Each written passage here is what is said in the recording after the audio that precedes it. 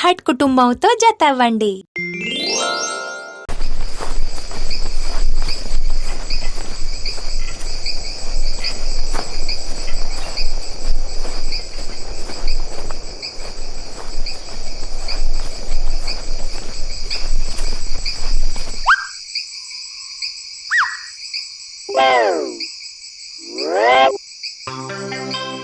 అయ్యో టియా, నాకు భయమేస్తోంది. మనం మన క్యాంప్కి చేరుకోగలమంటావా? చేరుకోగలంలే, నువ్వేం భయపడకు. మనం క్యాంప్కి త్వరగానే చేరుకుంటాం.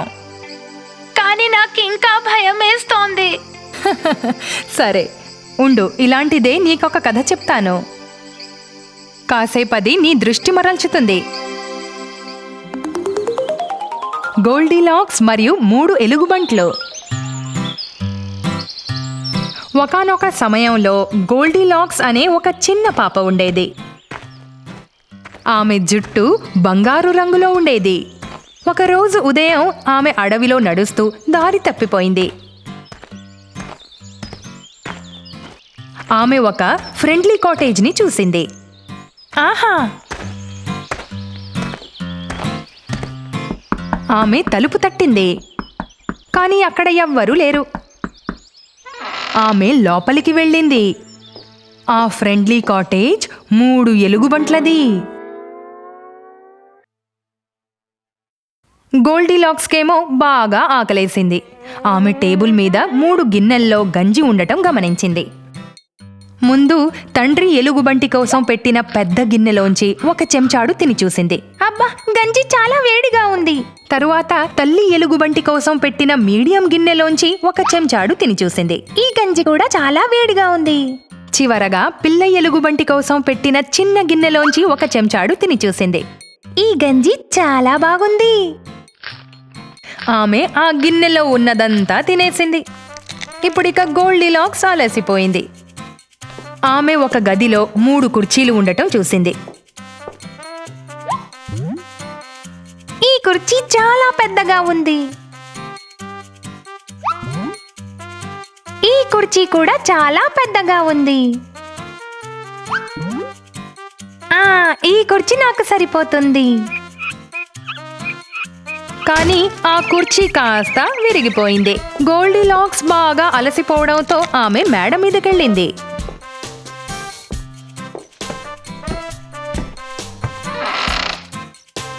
ఆ గదిలో 3 మంచాలున్నాయి.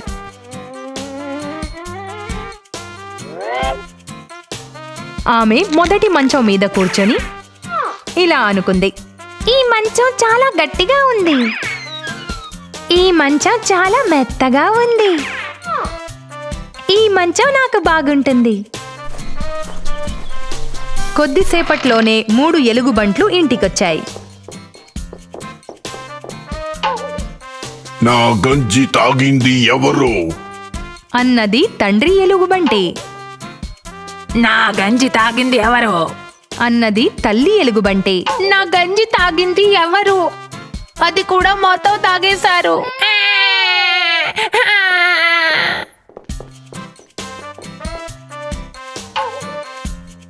నా కుర్చీలో కూర్చుంది ఎవరు? కోపంగా అంది తండ్రి ఎలుగుబంటి. నా కుర్చీలో ఎవరు కూర్చున్నారు? అడిగింది తల్లి ఎలుగుబంటి. నా కుర్చీలో ఎవరు కూర్చున్నారు? ఇది విరిగింది కూడా.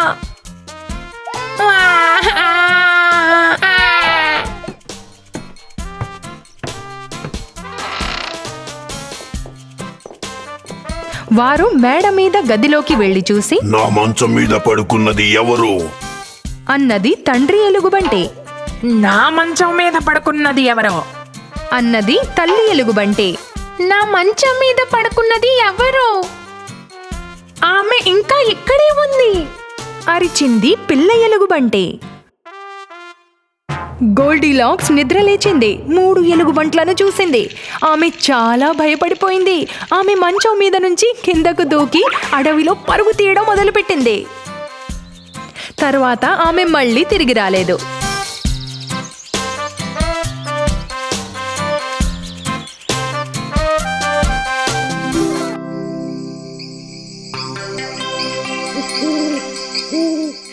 అయ్యయ్యో, గోల్డీలాక్స్ కూడా దారి తప్పిపోయిందా టియా? మనలాగానే? లేదు టోఫు, మనం దారి తప్పిపోలేదు. చూడు, మనం ఇప్పటికే క్యాంప్ దగ్గరికి వచ్చేసాం.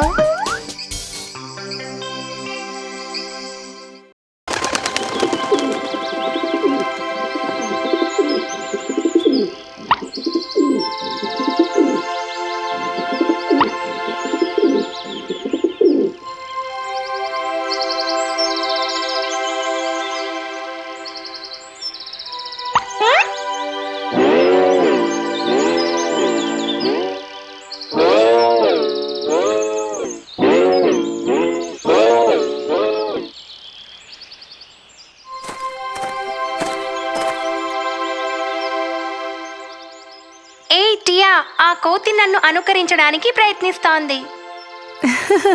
అలాగా? టియా, నువ్వెందుకు నవ్వుతున్నావు? ఆగు, కోతులలా ఎందుకు చేస్తాయో చెప్తానుండు. కోతులు మరియు టోపీలమ్మేవాడు.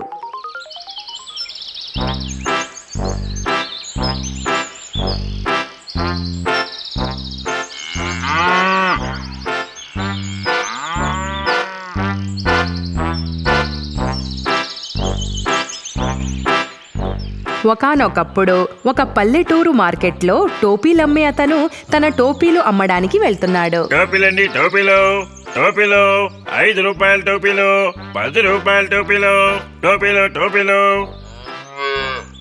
అతను ఒక అడవి గుండా వెళ్తున్నాడు. అతను ఎరుపు రంగు టోపీల గంపని తన తల మీద మోసుకు వెళ్తున్నాడు. అతను ఎండ వేడిమికి బాగా అలిసిపోయాడు. దాంతో కొద్దిసేపు చెట్టు కింద పడుకుందామనుకున్నాడు. అతను తన గంపని నేల మీద పెట్టాడు. నేను బాగా అలసిపోయాను. ఒక చిన్న కునుకు తీస్తాను.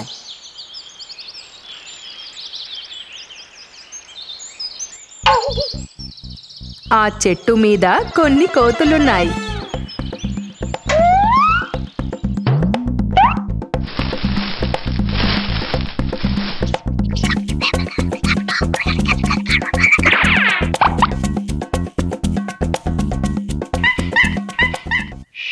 అవి కిందకు దిగినాయి.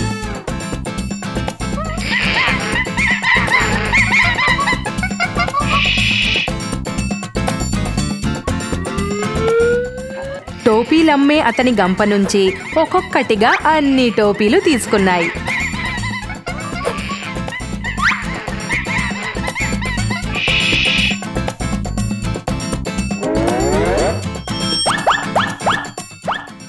ఆ తరువాత అవి చెట్టెక్కేశాయి.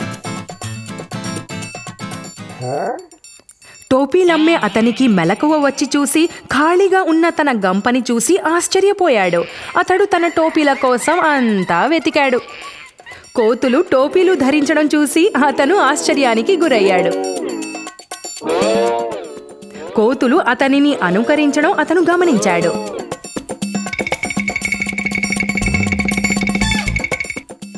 అప్పుడతను తన టోపీని విసరడం మొదలుపెట్టాడు. దాంతో ఆ కోతులు కూడా అలాగే చేశాయి. టోపీలమ్మే అతను టోపీలన్నీ ఏరుకొని వాటిని తన గంపలో పెట్టుకొని ఆనందంగా వెళ్ళిపోయాడు.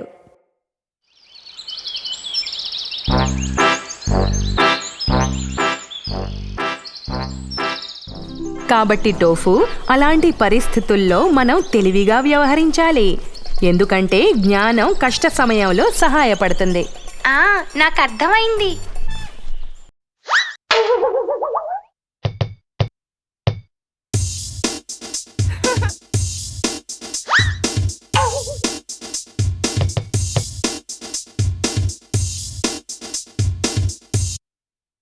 టియా, నేను ఇది చెయ్యలేను. ప్రయత్నించు టోఫు, చేయగలవు.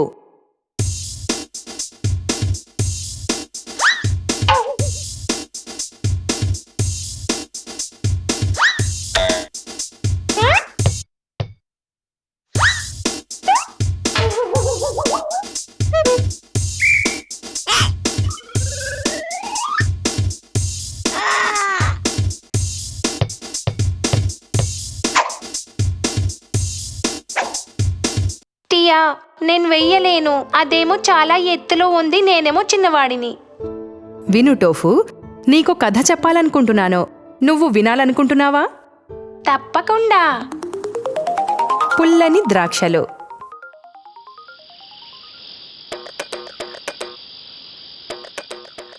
ఒకసారి అడవిలో ఒక జిత్తులమారి నక్క నివసించేది. అది ఆ అడవంతా ఆహారం కోసం వెతుకుతూ తిరుగాడుతూ ఉంది. నాకు చాలా ఆకలిగా ఉంది.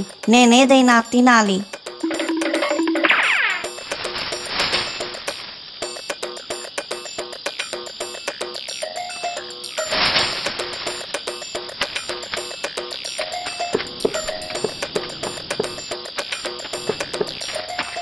ఆ నక్క ద్రాక్ష తోట గుండా వెళ్తోంది. అయితే దానికి ఆ తోట ఉన్నదని తెలియదు. నాకు బాగా ఆకలిగా ఉంది. దాంతో నా చుట్టుపక్కల ఏమున్నాయో కూడా కనిపించడం లేదు. అది కొంచెం ముందుకు వెళ్ళింది, కానీ ఆగిపోయింది. రుచికరమైన ద్రాక్ష సువాసన రావటం గమనించింది. అబ్బా, ఈ ద్రాక్ష తోటలో చాలా ద్రాక్షలున్నాయి. నాకు నోరు ఊరుతోంది.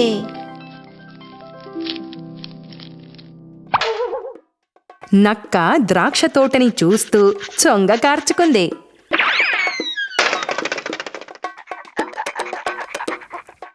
నక్క ద్రాక్ష పండ్ల వైపుకు ఒక్కసారిగా దూకింది. కానీ ద్రాక్ష పండ్లు చాలా ఎత్తులో ఉన్నాయి. అది ఎన్నోసార్లు ప్రయత్నించింది, కానీ ఫలితం లేకపోయింది. అది మళ్ళీ ప్రయత్నించింది. ఈసారి అది దాదాపు వాటిని తాకింది, కానీ విఫలమైంది. అబ్బా, నేను అలసిపోయాను. ఈ ద్రాక్షలు చాలా ఎత్తులో ఉన్నాయి. నేను వాటిని అస్సలు అందుకోలేను. అదక్కడ కూర్చుని చాలాసేపు ఆలోచిస్తూ ఉంది ఆ ద్రాక్షలను ఎలా సాధించాలా అని. అది ఒక్కసారిగా లేచింది. తనలో తనే అనుకుంది, ఈ ద్రాక్షలు చాలా పుల్లగా ఉండి ఉంటాయి. అయినా నాకు ద్రాక్షలంటే ఇష్టమే లేదు. అలాంటప్పుడు ఎందుకు వాటి కోసం కష్టపడాలి? నక్క ద్రాక్ష పళ్లను అందుకోలేకపోయింది. దాంతో సాకులు చెప్పి తప్పించుకోవాలనుకుంది. కానీ దాని కడుపు ఆకలితో నకనకలాడుతోంది. అయినా అది ఏమీ తినకుండానే అక్కడి నుంచి వెళ్ళవలసొచ్చింది.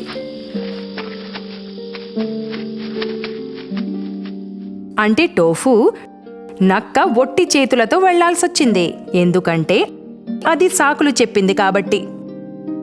ఎప్పుడూ గుర్తుంచుకో, నువ్వు సాకులు చెప్పడం ద్వారా ప్రయత్నం మానివేస్తే నువ్వు నీ లక్ష్యాలను సాధించలేవు. కాబట్టి వెళ్ళు, మళ్ళీ ప్రయత్నించు.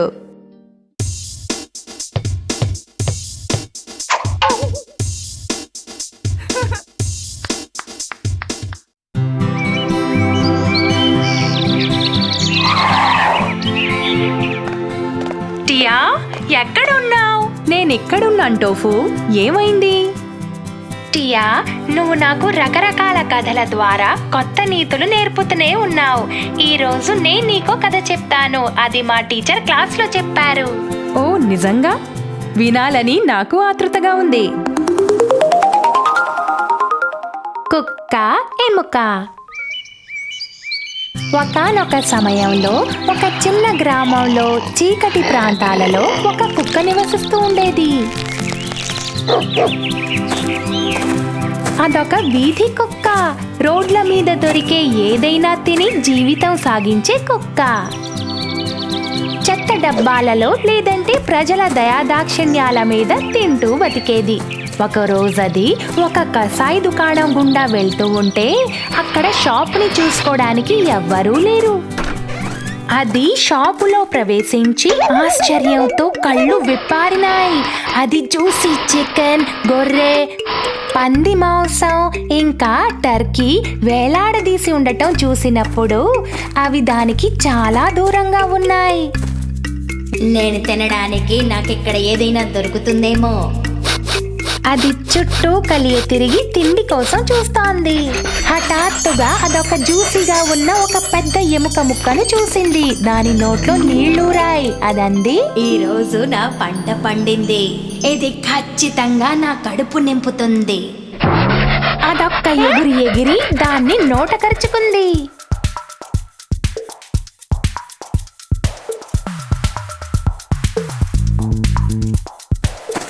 దాంతో ఆ శుష్కించిన కుక్క చాలా ఆనందంగా ఆ ఎముకను తీసుకొని ఏకాంత ప్రదేశం కోసం చూసింది. అది ఆ గ్రామం నుంచి బయటపడి అడవిలో ప్రవేశించింది.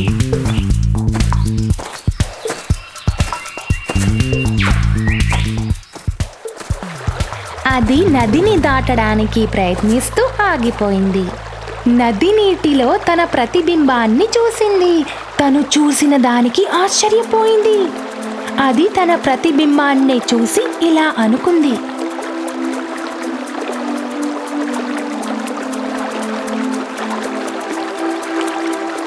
నేనా ఎముక ముక్కను కూడా లాక్కోవాలి.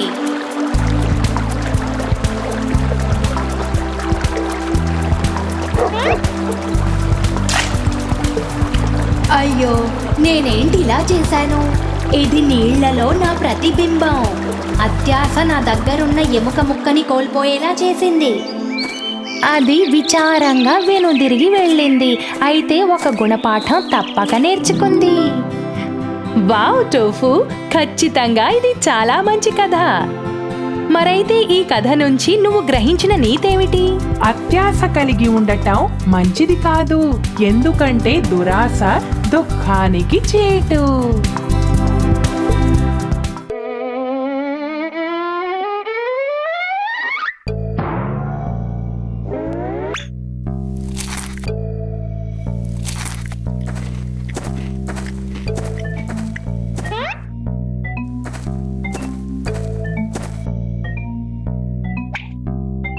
టోఫు, ఆ కుకీస్ నువ్వు తింటున్నావా? మమ్మీ నిన్నవి భోజనం చేసిన తర్వాత తినమన్నది కదా. లేదు టియా, తినట్లేదు. నేను కిచెన్లోకి మంచినీళ్ళు తాగడానికి వచ్చాను.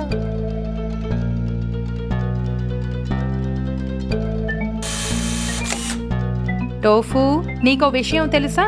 అబద్ధం మంచి ఫలితాన్నివ్వదు. ఎందుకు టియా?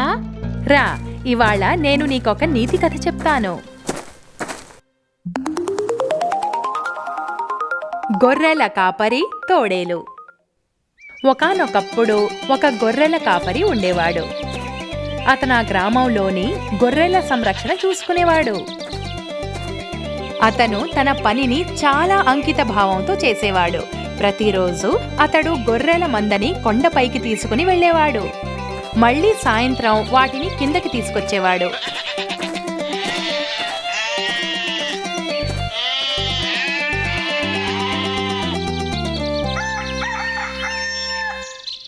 ఒక రోజున అతడు నిజంగా విసిగిపోయాడు. నేను చాలా విసిగిపోయాను. గ్రామస్తులందరూ కలిసి పని చేస్తూ ఉంటారు, కానీ ఇక్కడ నేను ఒక్కడినే ఒంటరిగా ఈ గొర్రెలను చూసుకుంటున్నాను. నాతో మాట్లాడడానికి ఎవ్వరూ లేరు. నేనేం చెయ్యాలబ్బా? హఠాత్తుగా అతనికి ఒక ఆలోచన వచ్చింది. ఒక చెడు ఆలోచన.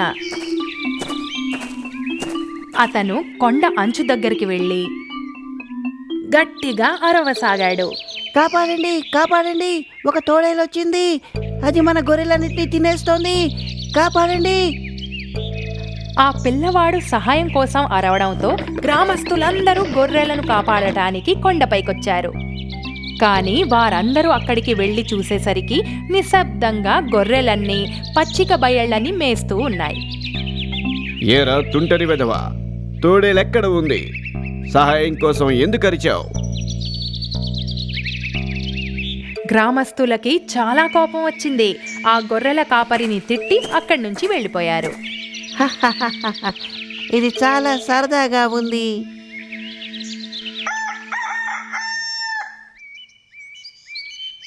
మర్నాడు గొర్రెలను కాచే పిల్లాడు రోజులాగానే గొర్రెలను మేత కోసం తీసుకొనొచ్చాడు. మళ్ళీ అతనికి పూర్తిగా విసిగిపోయినట్లు అనిపించింది. మళ్ళీ చిలిపిగా ప్రయత్నిస్తాను. ఆ పిల్లవాడు మళ్ళీ కొండ అంచుకు వెళ్లి అరవడం ప్రారంభించాడు. కాపాడండి, కాపాడండి, ఒక తోడేలు వచ్చింది, అది మన గొర్రెలన్నిటినీ తినేస్తోంది, కాపాడండి.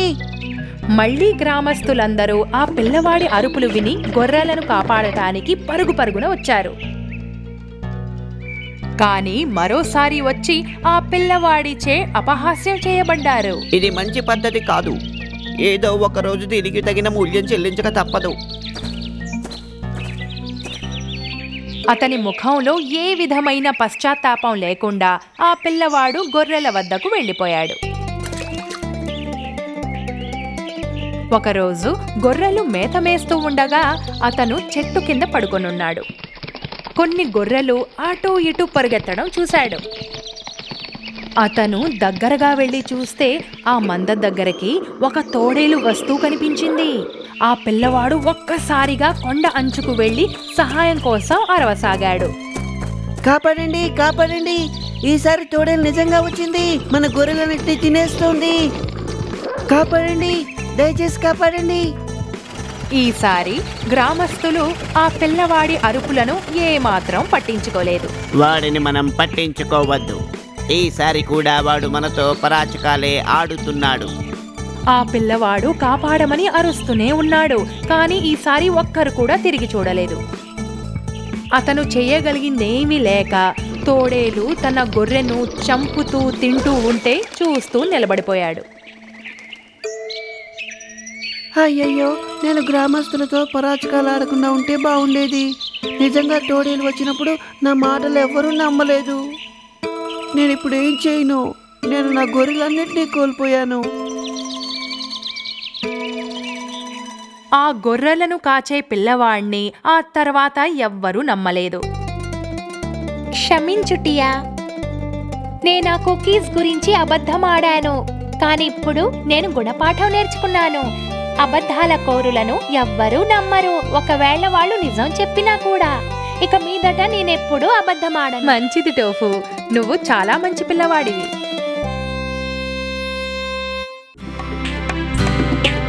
మీకిష్టమైన పిల్లల పద్యాలు, కథలు ఇంకా మరెన్నింటి కోసమో ఇక్కడ సబ్స్క్రైబ్ చేయండి.